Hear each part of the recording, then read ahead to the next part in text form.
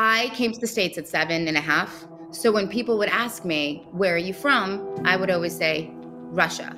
Because when I came, it was still the USSR.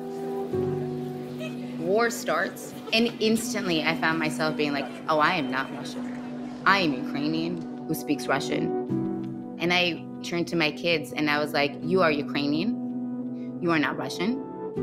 Those children with husband Ashton Kutcher are part of why Kunis knew she had to do something fast. As a mother, anytime you see children and any facet of harm, it is indescribable pain because all you want to do is help a child. Did you know immediately what you were going to do? No. I think it was like 2-3 days went by. Once I realized this thing's not going to end anytime tomorrow, I could wrap my head around the refugee situation and getting supplies into the country. And I knew that my husband and I could facilitate that. Within a week, Kunis and Kutcher had a plan and a goal. We need to get housing and we need to get supplies and resources into the area. So Ashton and I have decided to match up to $3 million worth of donations to Airbnb.org and Flexport.org through GoFundMe.org in an effort to raise $30 million. Please go to GoFundMe, find our page, donate what you can. They wanted to raise $30 million to pay for shipping supplies and for temporary homes for refugees.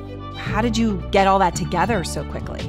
Man, oh man, did I marry up. I have an incredible partner who never once questions my gut and I think has the same morals that I do. Those morals required the fundraiser be accessible to average people. Working with GoFundMe made that possible. And for Kunis and Kutcher, partnering with a proven freight company, Flexport, meant that all donations would be used as intended. They were working with other NGOs on the ground. They had already done due diligence to make sure that those NGOs were the right types of NGOs, with the right people, stuff was going into the right hands. Just 2 days after launching their effort, we're halfway through. We're super excited. We have raised over $20 million. We just want to say that we hit our goal. Over $30 million raised. Over 65,000 of you donated.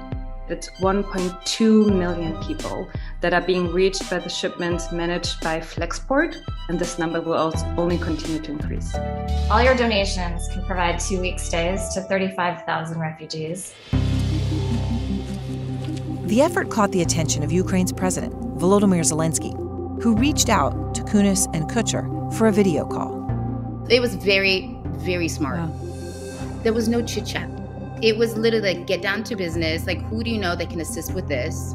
Who do you know that can help with this? Can you call this person? Can you get this person? Can you connect us to these people?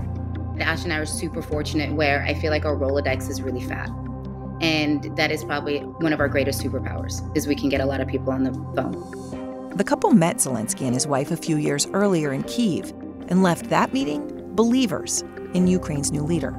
Sometimes you meet a magical unicorn and you go, I hope that you succeed because you're a normal, nice human being who has the best intent. It will take more than best intentions for Ukraine to continue its fight and to rebuild towns marked by bullets, littered with destroyed buildings, and missing residents killed in the war, like this man's stepson.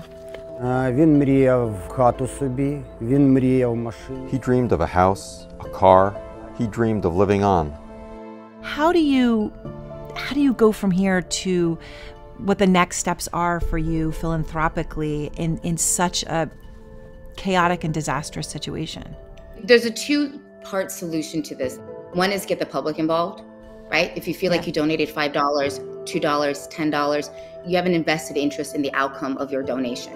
Part 2 is all the private philanthropy that we can do, that we are doing, we will forever do, that we don't talk about. And there's multiple ways people can still help. You can still always donate to the GoFundMe. You can always sponsor a family. You can do a lot of things, but unfortunately, it is a war-torn country that is in a state of war.